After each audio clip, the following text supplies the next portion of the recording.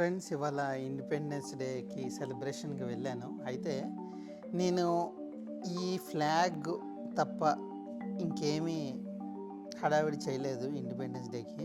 అయితే ఈ ఫ్లాగ్ నాకు ఒక 4-5 ఇయర్స్ బట్టి నేను వాడుతున్నాను. ప్రతి జనవరి 26కి లేకపోతే ఆగస్ట్ 15కి ఒకసారి తీస్తాను, మళ్ళీ లోపల పెట్టేస్తాను. అని తప్ప ఇంకేమీ ఉండదు. అయితే ఈ రోజుల్లో స్టూడెంట్స్ నేను చాలామంది చూస్తుంటే షాపుల దగ్గర అన్ని ప్లాస్టిక్వి, నైలాన్వి, ఇండియన్ ఫ్లాగ్లు చాలా హడావిడి చేసేవి, డ్రెస్సెస్ అన్నీ, అవి కూడా పాలిస్టర్ డ్రెస్సెస్.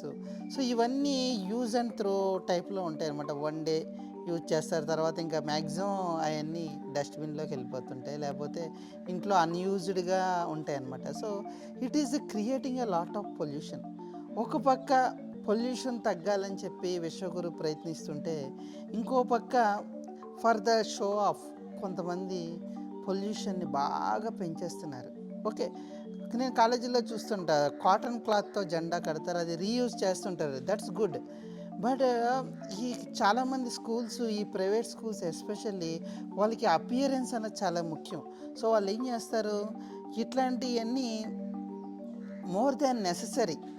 సో ఈ హడావిడి చేయడానికి డ్రెస్సెస్ అవన్నీ వన్ టైం యూజ్. పోనీ if it is multiple use, it's okay. One time use and throw వాడుతుంటారు. దాని వల్ల lot of pollution it will generate. నేను చాలాసార్లు లాస్ట్ టైం కూడా చూశాను, హర్ఘర్ తిరంగా దాంట్లో చాలా ఫ్లాగ్స్ రోడ్డు మీద పడేయటం, ఇంటి పైన అలాగే పెట్టేయటం, అలాగా ఫేడ్ అయిపోవటం, ఇట్లా మనం చాలా చూసాం. కాబట్టి మనం పొల్యూషన్ని ప్రివెంట్ చేయాలి.